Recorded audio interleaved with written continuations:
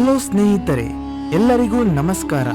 ಇವತ್ತಿನ ವಿಡಿಯೋದಲ್ಲಿ ನಾವು ಕುಂಭರಾಶಿಯವರ ಜೂನ್ ತಿಂಗಳದ ಜಾತಕದ ಬಗ್ಗೆ ಲೈಟ್ ಆಗಿ ಮಾತಾಡೋಣ. ಈ ತಿಂಗಳು ಗ್ರಹಗಳ ಸ್ಥಿತಿ ಹೇಗಿದೆ, ನಮ್ಮ ದಿನನಿತ್ಯದ ಲೈಫ್ನಲ್ಲಿ ನಾವು ಯಾವ ವಿಷಯಗಳ ಬಗ್ಗೆ ಸ್ವಲ್ಪ ಜಾಗರೂಕರಾಗಿರಬೇಕು ಅನ್ನೋದನ್ನ ಯಾವುದೇ ಮುಚ್ಚುಮರೆ ಇಲ್ಲದೆ ನೇರವಾಗಿ ತಿಳಿಸಿಕೊಡ್ತೀನಿ. ಸದ್ಯಕ್ಕೆ ನಿಮ್ಮ ರಾಶಿಯಲ್ಲಿ ರಾಹು ಇರೋದ್ರಿಂದ ಮತ್ತು ಸಾಡೆ ಸಾತಿಯ ಕೊನೆ ಹಂತ ನಡೀತಾ ಇರೋದ್ರಿಂದ ಕೆಲವು ನಿರ್ಧಾರಗಳನ್ನು ತಗೊಳ್ಳುವಾಗ ಗಡಿಬಿಡಿ ಮಾಡಬೇಡಿ. ವಿಡಿಯೋ ಇಷ್ಟ ಆದರೆ ಲೈಕ್ ಮಾಡಿ, ಹಾಗೆ ನಿಮ್ಮ ಅನಿಸಿಕೆಯನ್ನ ಕಮೆಂಟ್ ಬಾಕ್ಸ್ನಲ್ಲಿ ಶೇರ್ ಮಾಡಿ. ಮೊದಲನೆಯದಾಗಿ ನಿಮ್ಮ ಸಂಬಂಧಗಳ ವಿಚಾರಕ್ಕೆ ಬರೋಣ. ಈ ತಿಂಗಳು ನಿಮ್ಮ ಕುಟುಂಬದಲ್ಲಿ ಅಥವಾ ನಿಮ್ಮ ಪ್ರೊಫೆಷನಲ್ ಲೈಫ್ನಲ್ಲಿ ಯಾರೋ ಒಬ್ಬರು ಮೂರನೇ ವ್ಯಕ್ತಿ ನಿಮ್ಮ ಪರ್ಸನಲ್ ವಿಷಯಗಳಲ್ಲಿ ತಲೆ ಹಾಕುವ ಸಾಧ್ಯತೆ ಇರುತ್ತೆ. ಅವರು ನಿಮ್ಮ ಸಂಗಾತಿಯ ಬಗ್ಗೆ ಅಥವಾ ನಿಮ್ಮ ಪಾರ್ಟ್ನರ್ ಬಗ್ಗೆ ಇಲ್ಲದ ಸಲ್ಲದ ಮಾತುಗಳನ್ನು ಹೇಳಿ ನಿಮ್ಮ ಮನಸ್ಸನ್ನ ಕೆಡಿಸೋಕೆ ನೋಡಬಹುದು. ಇಲ್ಲಿ ನೀವು ಮಾಡಬೇಕಾದದ್ದು ಇಷ್ಟೇ: ಹೊರಗಿನವರ ಮಾತನ್ನ ಕೇಳಿ ನಿಮ್ಮವರನ್ನ ಸಂಶಯದಿಂದ ನೋಡಬೇಡಿ. ಯಾವುದೇ ವಿಷಯವಿದ್ರೂ ನೇರವಾಗಿ ನಿಮ್ಮವರ ಜೊತೆ ಕೂತು ಮಾತಾಡಿ ಬಗೆಹರಿಸಿಕೊಳ್ಳಿ. ಮನೆಯ ಗುಟ್ಟನ್ನ ಹೊರಗಿನವರ ಹತ್ತಿರ ಹಂಚಿಕೊಳ್ಳಬೇಡಿ. ಇನ್ನು ದುಡ್ಡಿನ ವಿಚಾರಕ್ಕೆ ಬರೋಣ. ಜೂನ್ ತಿಂಗಳಲ್ಲಿ ಹಣದ ಆದಾಯ ಸ್ವಲ್ಪ ಸಾಧಾರಣವಾಗಿ ಇರುತ್ತೆ. ಅಂದ್ರೆ ಬರಬೇಕಾದ ಬಾಕಿ ಹಣ ಕೈ ಸೇರೋದು ಸ್ವಲ್ಪ ಲೇಟ್ ಆಗಬಹುದು. ಇಂತಹ ಸಮಯದಲ್ಲಿ ಆದಷ್ಟು ಖರ್ಚುಗಳನ್ನು ಕಂಟ್ರೋಲ್ ಮಾಡಿ. ಸದ್ಯಕ್ಕೆ ಹೊಸದಾಗಿ ಯಾವುದೇ ಸಾಲ ಮಾಡೋಕೆ ಹೋಗಬೇಡಿ. ಹಾಗೆ ಬೇರೆಯವರಿಗೆ ದೊಡ್ಡ ಮೊತ್ತದ ಕೈ ಸಾಲ ಕೊಡೋಕ್ಕೂ ಹೋಗಬೇಡಿ. ಈ ತಿಂಗಳು ಶಾರ್ಟ್ಕಟ್ ನಲ್ಲಿ ದುಡ್ಡು ಮಾಡೋ ಆಸೆಗಳಿಗೆ ಬಿದ್ದು ಶೇರ್ ಮಾರ್ಕೆಟ್ ಅಥವಾ ಯಾವುದೇ ರಿಸ್ಕ್ ಇರೋ ಜಾಗದಲ್ಲಿ ಬಂಡವಾಳ ಹೂಡಿಕೆ ಮಾಡೋದು ಅಷ್ಟೊಂದು ಸೂಕ್ತವಲ್ಲ. ಕೆಲಸದ ವಿಚಾರಕ್ಕೆ ಬಂದ್ರೆ, ಆಫೀಸ್ನಲ್ಲಿ ಅಥವಾ ಬಿಸ್ನೆಸ್ನಲ್ಲಿ ಜೂನ್ ಮೊದಲ 2 ವಾರ ವರ್ಕ್ ಪ್ರೆಷರ್ ಮತ್ತು ಜವಾಬ್ದಾರಿಗಳು ಜಾಸ್ತಿ ಇರುತ್ತವೆ. ನಿಮ್ಮ ಮೇಲಾಧಿಕಾರಿಗಳ ಜೊತೆ ಅಥವಾ ಸಹೋದ್ಯೋಗಿಗಳ ಜೊತೆ ಸಣ್ಣ ಪುಟ್ಟ ಭಿನ್ನಾಭಿಪ್ರಾಯಗಳು ಬರಬಹುದು.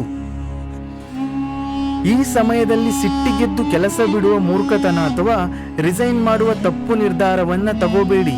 ಯಾಕಂದ್ರೆ ಸಿಟ್ಟಿನಲ್ಲಿ ನಿರ್ಧಾರ ತಗೊಂಡ್ರೆ ಆಮೇಲೆ ಹೊಸ ಕೆಲಸ ಹುಡುಕೋದು ಕಷ್ಟ ಆಗಬಹುದು. ತಾಳ್ಮೆಯಿಂದ ಇರಿ. ಜೂನ್ 15ರ ನಂತರ ಪರಿಸ್ಥಿತಿ ತಾನಾಗಿಯೇ ಹತೋಟಿಗೆ ಬರುತ್ತೆ. ರಾಹುವಿನ ಪ್ರಭಾವದಿಂದಾಗಿ ನಿಮ್ಮ ತಲೆಯಲ್ಲಿ ಅತಿಯಾದ ಆಲೋಚನೆಗಳು ಬರ್ತಾ ಇರುತ್ತವೆ. ದಿನಕ್ಕೆ 100 ಪ್ಲಾನ್ ಮಾಡ್ತೀರಾ, ಆದರೆ ಅದನ್ನ ಕಾರ್ಯರೂಪಕ್ಕೆ ತರೋದು ಸ್ವಲ್ಪ ಕಷ್ಟ ಆಗಬಹುದು. ಕೆಲಸ ಮುಂದೋಡೋ ಸೋಂಬೇರಿತನ ಬಿಟ್ಟು ಅಂದುಕೊಂಡ ಕೆಲಸವನ್ನು ಒಂದೇ ಮಾಡೋಕೆ ಟ್ರೈ ಮಾಡಿ. ಆರೋಗ್ಯದ ಬಗ್ಗೆ ಹೇಳೋದಾದ್ರೆ, ಅತಿಯಾದ ಮಾನಸಿಕ ಒತ್ತಡದಿಂದಾಗಿ ಗ್ಯಾಸ್ಟ್ರಿಕ್ ಅಥವಾ ಹೊಟ್ಟೆಗೆ ಸಂಬಂಧಪಟ್ಟ ಸಣ್ಣ ಪುಟ್ಟ ತೊಂದರೆಗಳು ಬರಬಹುದು. ಸರಿಯಾದ ಸಮಯಕ್ಕೆ ಊಟ ಮಾಡಿ, ರಾತ್ರಿ ನಿದ್ದೆ ಕೆಡಬೇಡಿ. ಇದರ ಜೊತೆಗೆ ವೆಹಿಕಲ್ ಡ್ರೈವ್ ಮಾಡುವಾಗ ಸ್ಪೀಡ್ ಲಿಮಿಟ್ ನಲ್ಲಿ ಇರಲಿ. ಸುರಕ್ಷತೆಗೆ ಮೊದಲ ಆದ್ಯತೆ ಎವ್ಯಾಕ್ಯುಯೇಷನ್ ಕೊಡಿ.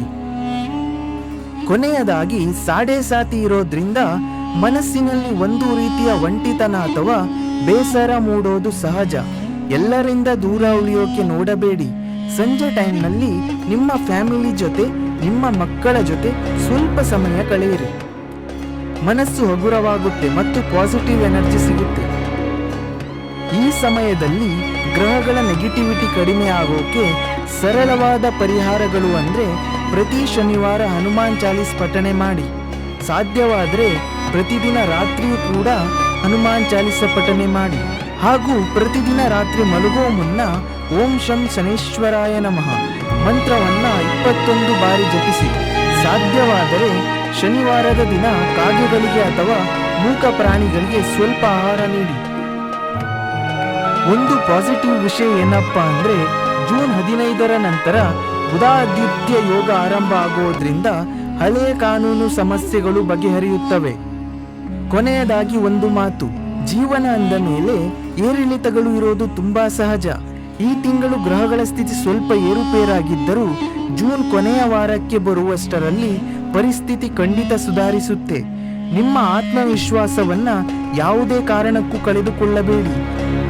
ಯಾವುದೇ ನಿರ್ಧಾರ ತಗೊಳ್ಳೋ ಮುನ್ನ ಪ್ಲಸ್ ಮತ್ತು ಮೈನಸ್ಗಳನ್ನ ಯೋಚನೆ ಮಾಡಿ ಮುನ್ನಡೆಯಿರಿ.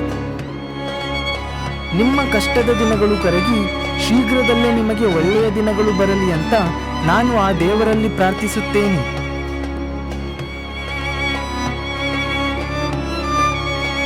ಸ್ನೇಹಿತರೆ, ಗ್ರಹಗಳ ಪ್ರಭಾವ ನಿಮ್ಮ ಮೇಲಿರುವುದು ಎಷ್ಟು ನಿಜವೋ ನಮ್ಮ ಕರ್ಮ ಮತ್ತು ನಮ್ಮ ಪ್ರಯತ್ನ ಅಷ್ಟೇ ಮುಖ್ಯ. ಈ ತಿಂಗಳು ಎದುರಾಗುವ ಸಣ್ಣ ಪುಟ್ಟ ಸವಾಲುಗಳನ್ನ ನೋಡಿ ಧೃತಿಗೆಡಬೇಡಿ.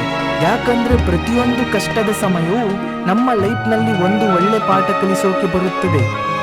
ನಿಮ್ಮಲ್ಲಿರೋ ತಾಳ್ಮೆ ಮತ್ತು ಸಕಾರಾತ್ಮಕ ಯೋಚನೆಗಳೇ ನಿಮ್ಮನ್ನ ಈ ಸಾಡೆ ಸಾತಿಯ ಪ್ರಭಾವದಿಂದ ಪಾರು ಮಾಡ್ತವೆ. ನಿಮ್ಮ ಮೇಲಿರೋ ನಂಬಿಕೆಯನ್ನ ಯಾವತ್ತೂ ಕಳೆದುಕೊಳ್ಳಬೇಡಿ. ಇದಿಷ್ಟು ಕುಂಭರಾಶಿಯವರ ಜೂನ್ ತಿಂಗಳ ವಾಸ್ತವದ ಮಾಹಿತಿ. ಈ ವಿಡಿಯೋ ನಿಮಗೆ ಹೆಲ್ಪ್ಫುಲ್ ಅನಿಸಿದ್ರೆ ಲೈಕ್ ಮಾಡಿ, ನಿಮ್ಮ ಕುಂಭರಾಶಿಯ ಸ್ನೇಹಿತರಿಗೂ ಶೇರ್ ಮಾಡಿ. ಮುಂದಿನ ವಿಡಿಯೋದಲ್ಲಿ ಮತ್ತೆ ಸಿಗೋಣ. ಧನ್ಯವಾದಗಳು.